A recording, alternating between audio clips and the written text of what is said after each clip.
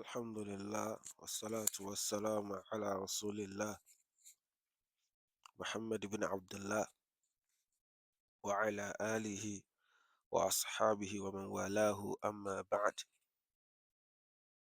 أقول فون سبحانه وتعالى أتريك تيجي فون نبي محمد صلى الله عليه وسلم كي أتولون تياتو ومالوغا النبي نكان وبما على النبي وبما الصحابة أتبعنا طبعا توجيه محمد صلى الله عليه وسلم تتي يوم القيامة. eléyìí ni ìtẹ̀síwájú ibi tírà àtàwhídù al-muyassar èyí tí a ń ṣàlàyé fúnra wa. A ti bá àlàyé náà dé ojú ewé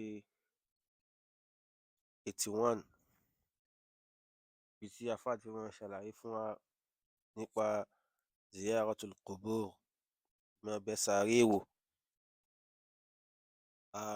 Ibẹ̀ ni àfáà ti fẹ́ gbé àlàyé fún wa ní òní pẹ̀lú ògo Ọlọ́run subhanahu wa ta'ala. Nínú ẹ̀kọ́ tó yẹ kí á lọ mọ̀ òun náà ni wípé ó lẹ́tọ̀ọ́ kí a bẹ sàárè wò.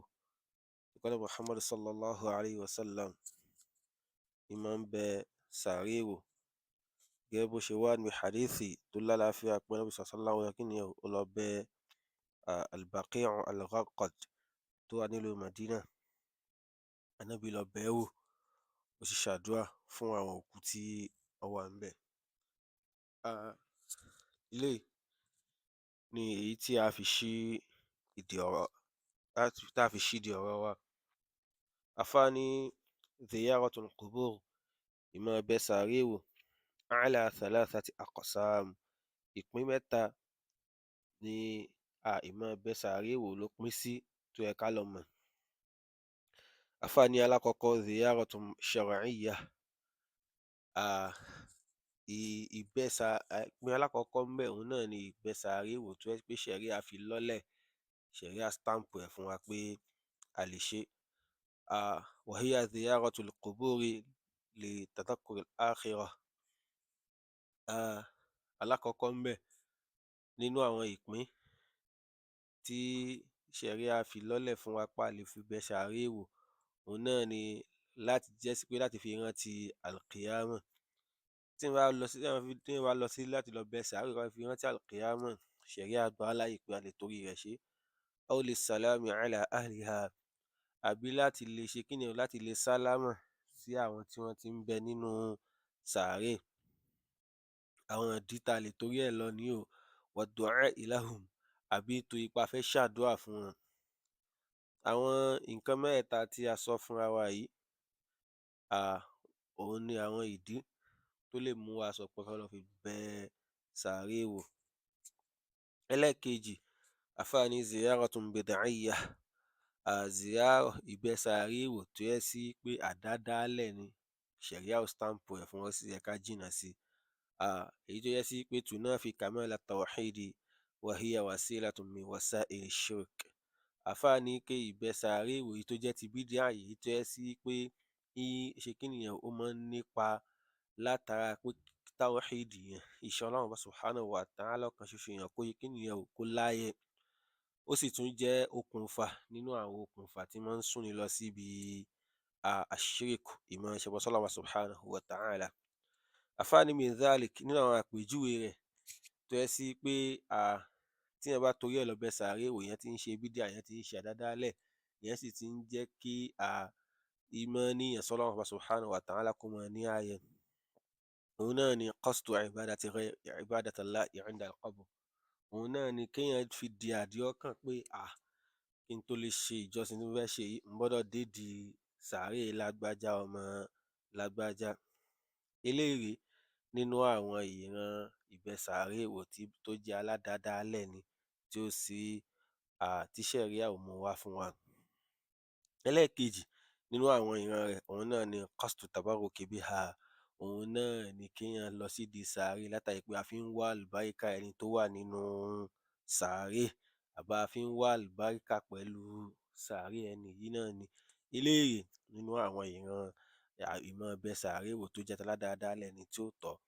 Aw li ihda'i thawabi 'indaha, àbí kó jẹ́ sí pé a fẹ́ lọ ṣe a wá lọ sídìí ẹ̀ látàrí pé a fẹ́ lọ ṣe kí nìyẹn o, a fẹ́ lọ ṣe ìjọsìn látàrí pé a fẹ́ kí ládàá rẹ̀ kó lè bá máa bá òkú yìí.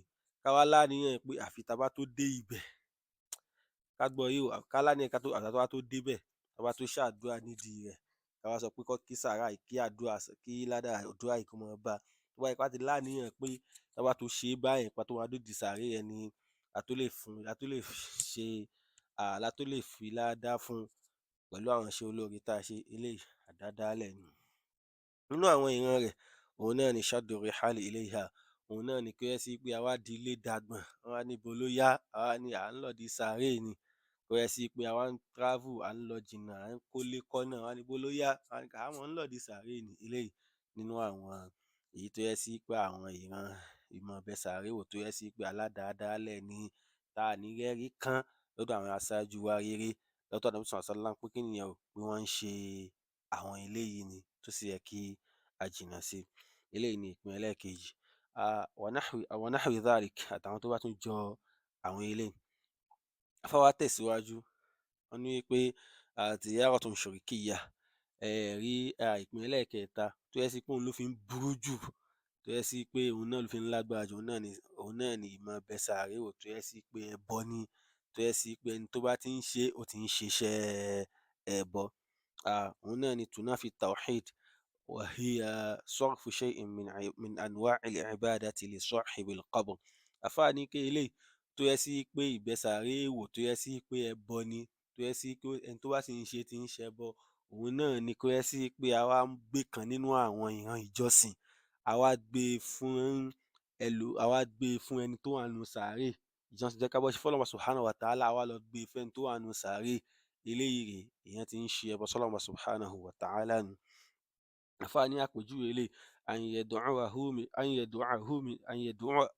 yad'uahu min dunillah, gẹ́gẹ́ bíi pé kéèyàn ṣe kí nìyẹn o, kéèyàn máa ṣe kí nìyẹn o, kéèyàn máa pe ẹni tí ó wà nínú sàárè kó jẹ́ sí pé òun lèèyàn ń pè, òun lèèyàn ń dájú ìpèpè kọ́ lẹ́yìn Ọlọ́run subhanahu wa ta'ala.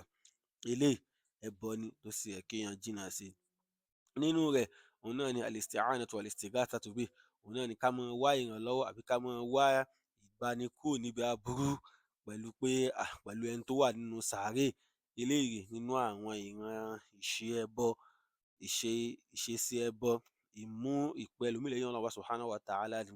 Gẹ́gẹ́ bẹ́ẹ̀ náà adh-dhabhu wan-nudhuru lahu, gẹ́gẹ́ bẹ́ẹ̀ náà ni kó jẹ́ sí pé a wá sọ pé ibẹ̀ la fẹ́ máa lọ dúnran sídìí rẹ̀ ni, àbí a fẹ́ máa lọ kí ni, a fẹ́ máa lọ ṣe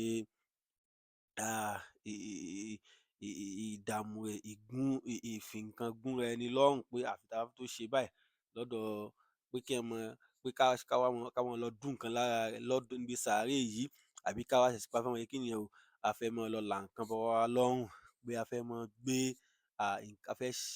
a fẹ́ là bọ́ra wa lọ́rùn, pé a fẹ́ gbé nǹkan tí ò kí ń ṣọ̀ranyàn léra wa, pé a fẹ́ ṣe kí nìyẹn o, a fẹ́ là á bọ ara wa lọ́rùn tó bá jẹ́ pé nídìí sàárè yìí. Eléyìí nínú àwọn ìṣe ẹbọ níbi ìmọ̀ lọ bẹ sàárè wò ni wa nahwi dhalika, àbáwọn nǹkan tó bá jọ wọ́n. Gbogbo àwọn nǹkan tá a kà á lẹ̀ fúnra wa yìí pé ẹbọ ni pé téèyàn bá ń ṣe nídìí sàárè, gbogbo ẹ̀ pátápátá la máa rí i pé a lè rẹ́rìí kan pé àwọn sàhábà radiyallahu anhum wọ́n wá ṣe ìkan nínú àwọn nǹkan yìí níbi sàárè Ànábì Muhammad sallallahu alayhi wa sallam.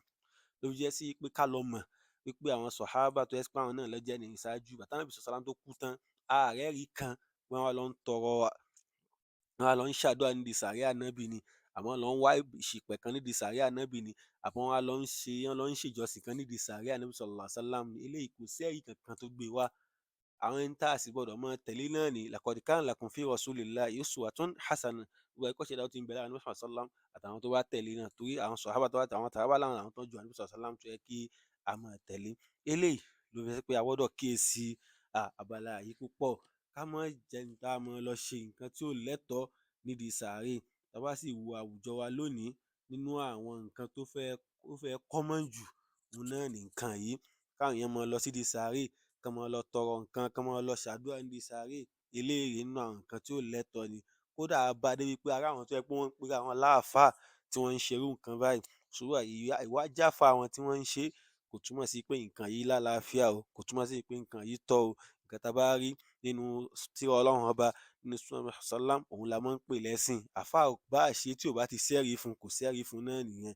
Ká gbìyànjú ká jìnnà sí eléyìí. Nínú nǹkan tá tún fi yéra wa, ká tún fi pera wa sákíyèsí, òun náà ni pé ní gbogbo àwọn ànábì Ọlọ́run subhanahu wa ta'ala tán ti lọ, kò sí ẹnìkan tí sàárè rẹ̀ tá a wá mọ sàárè rẹ̀ báyìí pé sàárè ànábì kan báyìí ni, àfi sàárè ànábì Muhammad sallallahu alaihi wasallam tó wà nílùú Madina. Gbogbo sàárè tó kù kò sí ẹni tí ó mọ ibi tó wà mọ́. Eléyìí ni àwọn olùmọ̀ ni ọ̀pọ̀lọpọ̀ wọn sọ. Tá bá lọ wo àfáà wa náà Ibn Taymiyyah rahimahullahu ta'ala, ọ̀rọ̀ yìí náà tí wọ́n sọ ọ̀rọ̀ yìí náà wà pé kò sí àfáà kan, kò sí sàárè kan nínú àwọn sàárè àwọn ànábì Ọlọ́run subhanahu wa ta'ala tí a mọ̀ bẹ̀ tó díẹ̀ sì ń bẹ lónìí ju sàárè ànábì Muhammad sallallahu alayhi wa sallam jù lọ. So eléyìí ló yẹ ká tún fi mọ̀ pé a kì í lọ sídìí sàárè láti máa lọ tọrọ nǹkan nídìí rẹ̀. A máa ń lọ sídìí sàárè láti lọ ṣàdúà fún ẹni tó wà nínú sàárè ni, láti lọ bẹ Ọlọ́run ọba fún un nítorí ibi tó wà yẹn ó ti nídìí àdúà wa gẹ́gẹ́ báwa náà ṣe nídìí àdúà. Kò lágbára kankan, kò lè ṣe nǹkan kan mọ́. So eléyìí ló yẹ ká gbìyànjú láti kíyèsí. Ọba Allah subhanahu wa ta'ala kó ṣe àgbọ́yé ẹ̀sìn rẹ̀ fún wa, kó ṣe wá lọ́kan nínú àwọn tó máa gbọ́ ọ̀rọ̀ Ọlọ́run subhanahu wa ta'ala sì lè máa tẹ̀lé. سبحانك اللهم وبحمدك أشهد أن لا إله إلا أنت أستغفرك وأتوب إليك.